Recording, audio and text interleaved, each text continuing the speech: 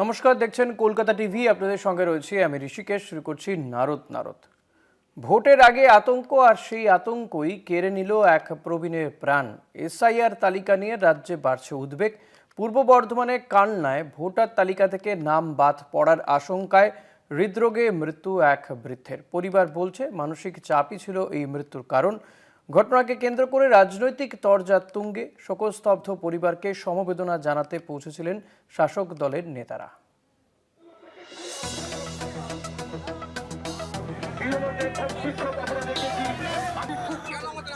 ভোটের অনেক আগে থেকেই এসআইআর আতঙ্ক কেড়ে নিচ্ছিল প্রাণ। ভোটার তালিকা থেকে নাম বাদ পড়ার আশঙ্কায় এবার মৃত্যু এক প্রবীণের। পূর্ব বর্ধমানের কালনার সুলতানপুর পঞ্চায়েতের ভাটরা এলাকার বাসিন্দা আহমদ আলী শেখ রবিবার সকালে হঠাৎই হৃদরোগে আক্রান্ত হয়ে মারা যান। পরিবারের দাবি, নাম বাদ পড়ার আতঙ্কই চরম মানসিক চাপ সৃষ্টি করেছিল তাঁর উপর। আর এই ঘটনাকে ঘিরেই এলাকায় তীব্র চাঞ্চল্য ছড়ায়। এই পরিস্থিতিতে যা হয়েছে সেটা দুর্ভাগ্যজনক বা তিনি অনুভব করলেন। আর দ্বিতীয় নম্বর কথা হচ্ছে যে আমাদের এখানে যে 135 জন যে বাদ পড়েছে তার যদি অনলাইনে ব্যবস্থা করে দেওয়ার জন্য কালকে ক্যাম্প করেছেন, মানে ক্যাম্প কালকে করিয়ে দেবেন বলেছেন। কে কে এসেছিলেন আজকে? ওই তো সভাপতি রবীন্দ্রনাথ ভট্টাচার্য আর আমাদের স্বপন দেবনাথ। রবিবার রাতেই শোকাহত পরিবারের পাশে দাঁড়াতে সেখানে পৌঁছে যান রাজ্যের মন্ত্রী স্বপন দেবনাথ এবং জেলা তৃণমূল কংগ্রেসের সভাপতি রবীন্দ্রনাথ চট্টোপাধ্যায়। পরিবারের সঙ্গে কথা বলে সমবেদনা জানান তারা। একজন মানুষ যিনি এখানে 52 সাল থেকে ভোট দিয়ে এসছে, তার পরিবারে তার নাম বাদ গেল, তার পরিবারের 4 জনের নাম বাদ গেল।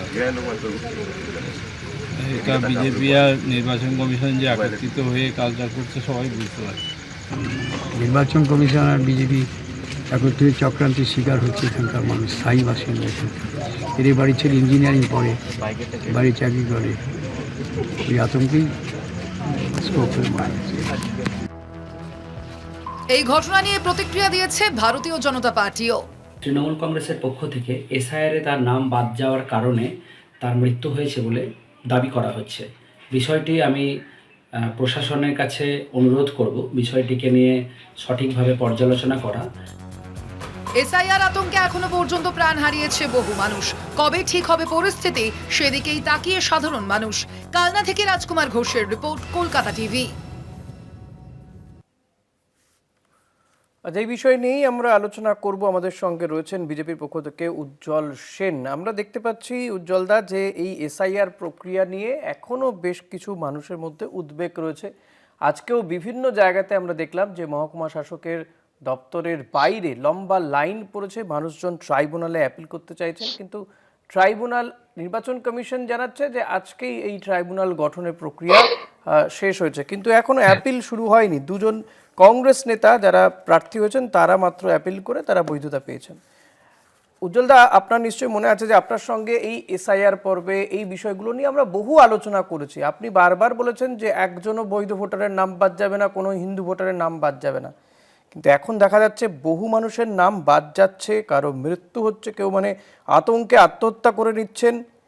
কি বলবেন? এর পরেও আপনি এখনো সেই অবস্থানেই এক থাকবেন? নমস্কার কলকাতা টিভির সমস্ত দর্শকদের।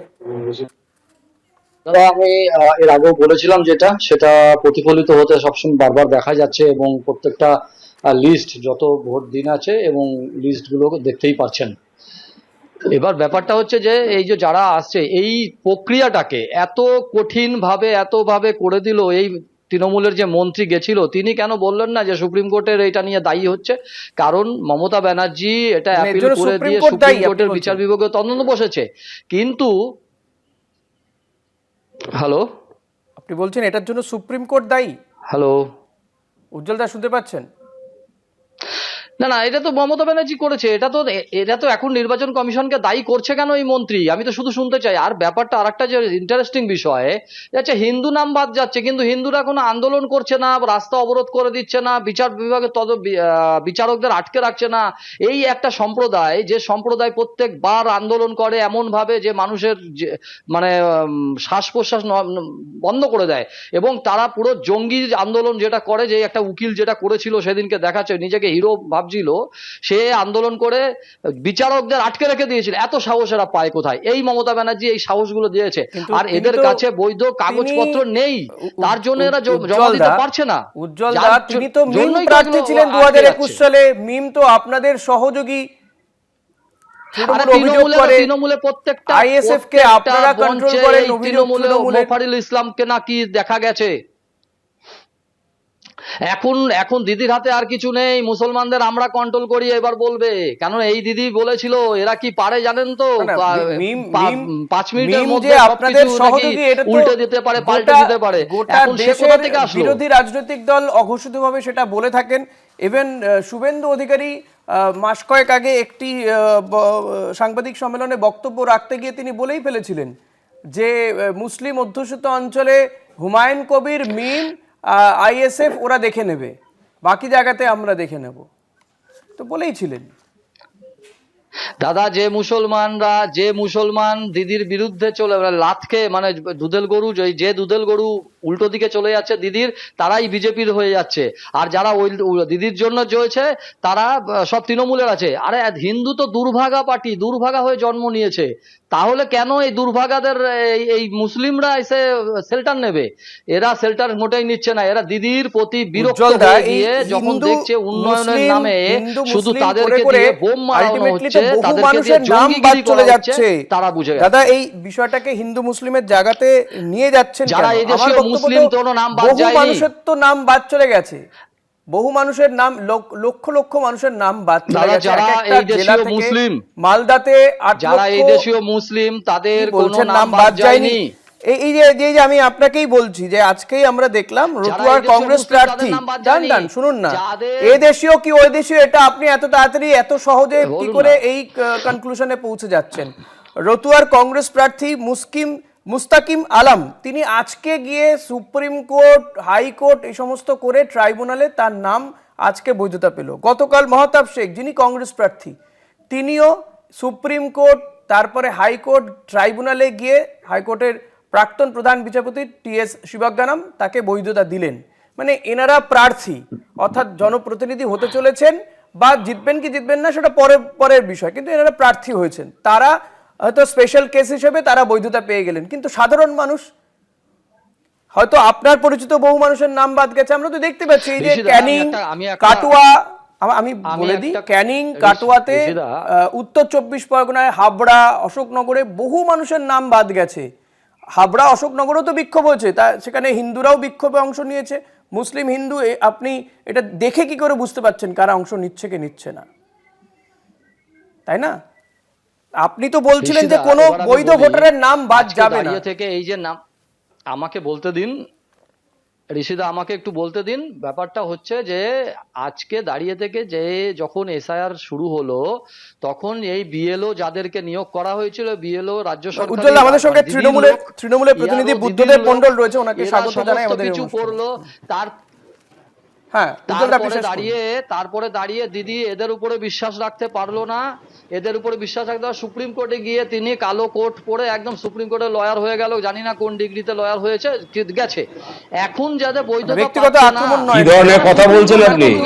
ওনার এটা কিন্তু দাঁড়িয়ে থেকে বিজেপির কোথায় সমস্যা? আইনজীবী হিসেবে সুপ্রিম কাজ কোর্টের করার বিচারপতিরা অভিজ্ঞতাও রয়েছে দাঁড়িয়ে দাদা। তার সওয়াল হ্যাঁ। শুনছেন। যাই হোক, আর বিজেপির একজন বলে দিচ্ছে কিন্তু মুখ্যমন্ত্রী উজ্জ্বল দা, মমতা বন্দ্যোপাধ্যায় দাবি করছেন তার রাজনীতি করছে। অ্যাপিল বা তিনি যে অনুরোধ করেছেন, তারা যে মামলা করেছেন, তার জন্য অন্তত 20-25 লক্ষ মানুষ ভোটাধিকার তো পেল। আপনার মুখ্যমন্ত্রী ডাক্তার, আপনার মুখ্যমন্ত্রী পেন্টার, আপনার মুখ্যমন্ত্রী উকিল, উজ্জ্বল দা, প্লিজ, ব্যক্তিগত আক্রমণ নয়। উজ্জ্বল দা, ব্যক্তিগত আক্রমণ নয়।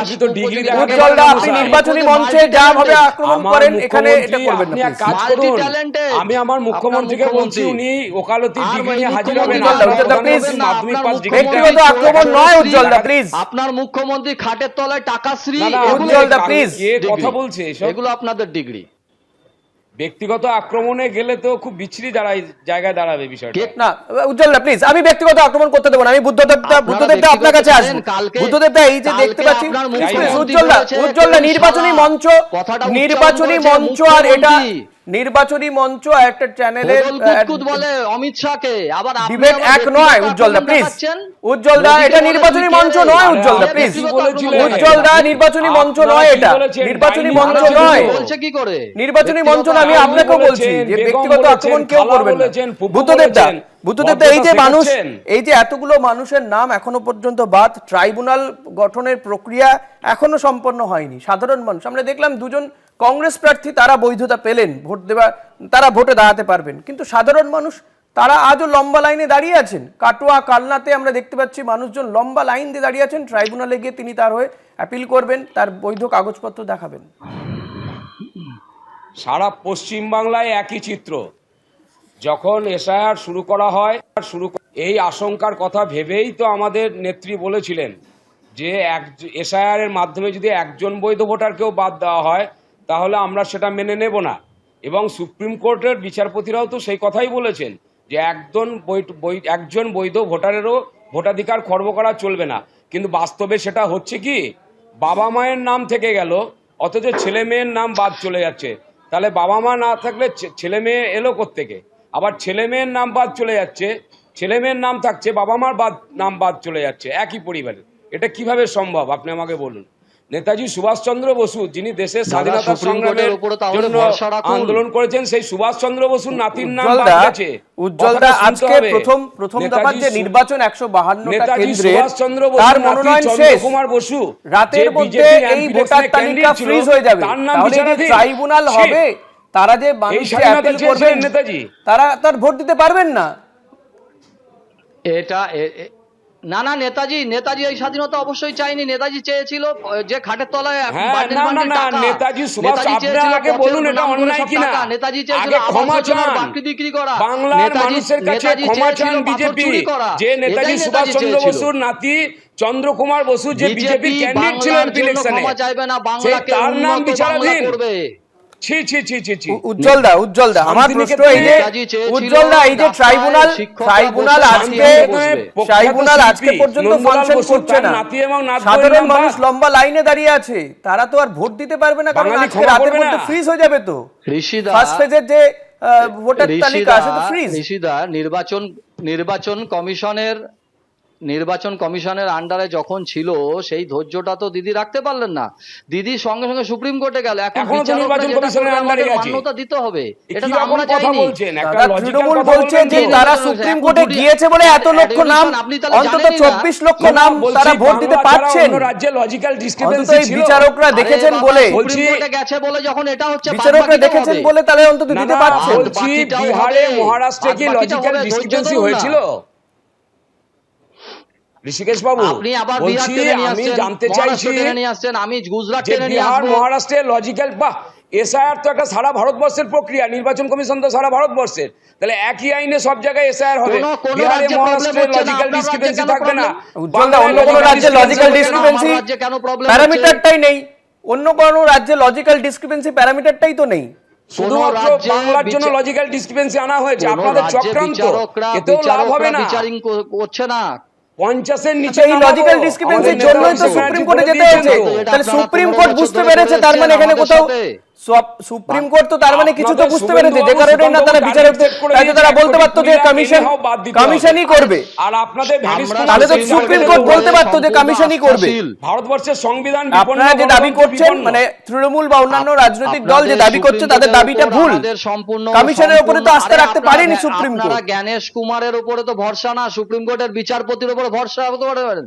আপনার ওই লয়ারকে দিয়ে গাড়ির চালের উপরে দিয়ে আন্দোলন করিয়ে তাদের কেনা জমি আছে, 1927 সালের দলিল আছে, সেই বাড়ি 6 জনের নাম বাদ গেছে। এটা কি ধরনের ধ্যাসটামো হচ্ছে? 1970 সালে কেনা দলিল আছে পশ্চিমবাংলার বুকে, যার বাবার, তাদের বাড়ির একই পরিবারের 6 জনের নাম বাদ গেছে। কাটোয়া বিধানসভার 147 নম্বর বুথের কথা বলছি। এই যে এত মানুষের ভোটাধিকার আর থাকবে, মানে ভোটাধিকার তারা এবার অন্তত পাবেন না, বহু সংখ্যক মানুষ কি করবে তারা? আপনারা তো বলেছিলেন, আপনারা তো বলেছিলেন এই ভোটারদের একজনও বৈধ ভোটারের নাম বাদ গেলে আপনারা আন্দোলন করবেন। বুদ্ধদেব দা, আপনারা বলেছিলেন একজনও বৈধ ভোটার যেন বাদ না যায়, তবে বিজেপি পার্টির কার্যকর্তা তৈরি হয়। সারা বছর মানুষের পাশে থাকেন না। আজকে আমি বলুন না, উজ্জ্বল, ভারতীয় জনতা বলতে দিন, পার্টি ওনাকে বলতে দিন। দিলাম না কি? দুজনে কথা বললে কারো কথা শোনা যায় না। ফর্ম ফিল আপ করে দিয়েছে উজ্জ্বলদা, কোনো please। সাধারণ মানুষের। বুদ্ধদেব দা, আপনারা বলছি যে বলেছিলেন এই এসআইআর এর প্রক্রিয়া চলাকালীন একটা সাধারণ মানুষের ফর্ম কি বিজেপি পার্টির কোনো কর্মী ফিল আপ করেছেন বলতে পারবেন? কোন অফিস খোলা হয়েছিল সেই সময়? মমতা ব্যানার্জিরটাই একমাত্র করে দেওয়া অভিষেক হয়েছে। ব্যানার্জির নির্দেশে তৃণমূল মমতা কংগ্রেসের ব্যানার্জিরটাই করে দেওয়া কর্মীরা হয়েছে। জব অফিস সারা আপনারা দিন ভেঙে রাত দিয়েছেন। মানুষের পাশে থেকে আপনারা এই গুলিয়ে লাখ লাখ দিয়েছেন। কোটি কোটি এসআইআর এর ফর্ম ফিল আপ করেছে বলে কি মমতা আজকে ব্যানার্জির নির্বাচন ফর্ম কমিশন বিজেপি পূরণ এইটুকু করে জায়গায় দিয়েছে? এসে পৌঁছাতে পেরেছে? উনি বিজেপি তো পূরণ এমন ভাবে করেছে। বলছে সবার ফর্ম তৃণমূল ফ্লাপ করে দিয়েছে, তাহলে মমতা ব্যানার্জির ফর্ম বিজেপি হ্যাঁ, পূরণ তাই তো। করে আপনারা আসছে। কোথায় ছিলেন? আপনারা বিজেপির যে আপনারা কটা একটাও ক্যাম্প কথা করা বলেছেন হয়েছে যে সেগুলো তো একদিনও ভেঙে গুড়িয়ে এসআইআর এ যে দিয়েছেন। কোনো বৈধ ভোটারের ভেঙে নাম যাতে গুড়িয়ে বাদ দিয়েছেন। না যায় আরে এমন কোনো আপনারা বিবৃতি কোথায় আপনাদের ছিলেন একজন 15 নেতা দিয়েছে? বছর আগে? হ্যাঁ, আমি 100 বার, আমি এর আগেও বলেছি, বৈধ ভোটার বাদ যাবে না, রোহিঙ্গা যত আছে বাদ যাবে, যারা পাট্টা নিয়ে এখানে বৈধ- জমি দখল করে বাংলাদেশ থেকে এসে নেতাজি বসবাস সুভাষ করছে, জলদা, চন্দ্র তারা বসুর বাদ নাতি যাবে। রোহিঙ্গা। জলদা। তাহলে 35টা, আপনার কথা 30টা অনুযায়ী করে নেতাজি বাচ্চা, সুভাষ চন্দ্র তাদের বসুর বাদ নাতি যাবে। রোহিঙ্গা? ছি! এই ভারতীয় জনতা পার্টি বাংলার মানুষ শুনুন, নেতাজি সুভাষ বিজেপির চন্দ্র- প্রতিনিধি নেতাজি বলছে সুভাষ নেতাজি চন্দ্র সুভাষ বসু চন্দ্র উজ্জ্বলদা, বসুর আপনি নাতি চন্দ্রকুমার উজ্জ্বলদা, বসু রোহিঙ্গা। উজ্জ্বলদা, আপনারা যে দাবি করছেন এবং শান্তিনিকেতনে প্রখ্যাত এই যে চিত্রশিল্পী সেটা বুদ্ধদেব দা, আপনি প্লিজ, বলছেন। বুদ্ধদেব দা, প্লিজ, প্লিজ, ওনাকে প্রশ্ন করতে দিন। যিনি বুদ্ধদেব দা, প্লিজ, সহজপাঠের ছবি এঁকেছেন তার নাতি। বুদ্ধদেব দা, প্লিজ। না, আমি আমি একটা কথা আমি বলি, উজ্জ্বল দা, সিরিজ আপনার বাবু, কাছে খারাপ লাগছে আপনার কাছ বাঙালি থেকে হিসাবে। জানতে চাইছি, এই যে বঙ্কিমচন্দ্র চ্যাটার্জির এই যে নাতিকে নাম বলছেন বাদ না। গেল, এই যে নাম রবীন্দ্রনাথ বাদ ঠাকুরের গেছে, স্নেহধন্য কত নন্দলাল হিন্দু বসু, নাম বাদ যার গেল, নাতি কত আর মুসলিম নাতবইয়ের নাম নাম বাদ বাদ। গেল বলতে পারবেন? ফার্স্ট পেজে এরা বাংলার উন্নয়ন কতজন করবে, ভোট দিতে সোনার পারবেন বাংলা না? করবে?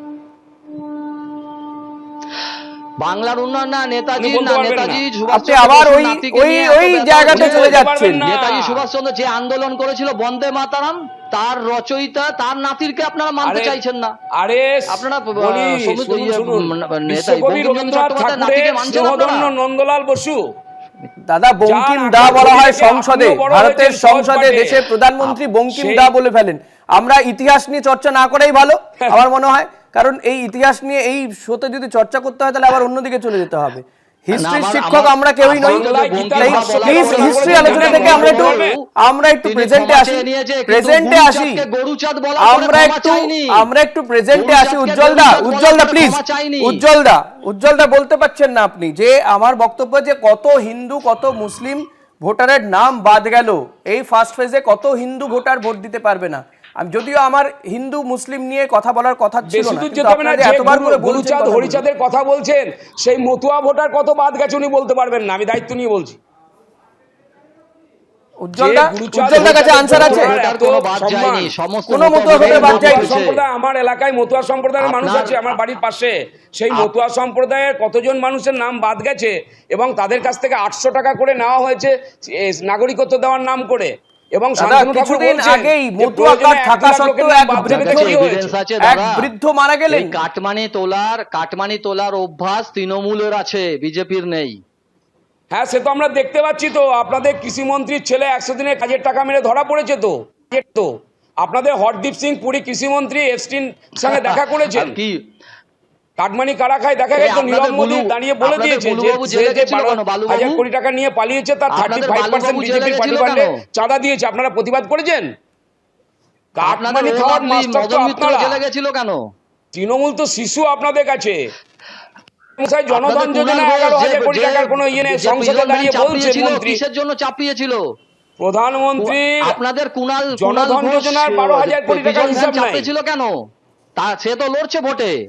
আরে বাবা, আরে হিসাব আচ্ছা, হিসাব অনিল দেবেন আম্বানি না। আজকে আর সময় নেই, তবে আমার মনে হয় না নিয়ে এভাবে হয়তো আলোচনা করে আনসার পাওয়া যাবে, কিন্তু সাধারণ মানুষ যাদের নাম এই ভোটার তালিকাতে এখনো উঠলো না, সংখ্যাটা কিন্তু কম নয়, লক্ষাধিক, এবং কয়েক লক্ষ ভোটারের নাম ওঠেনি। আমরা দেখতে পেলাম আজকে জেলায় জেলায় এই মহকুমা শাসকের দপ্তরের বাইরে বিরাট লাইন পড়ছে, কাটোয়া, কান্না, বিভিন্ন জায়গাতে এই ছবি দেখা গিয়েছে। ট্রাইব্যুনাল এখনো ফাংশন করতে শুরু করেনি। কোথায় কি হবে, সুপ্রিম কোর্টে এই নিয়ে শুনানিও চলছে, দেখা যাক সুপ্রিম কোর্ট এক্ষেত্রে কোনো আলোর দিশা দেখাতে পারে কিনা।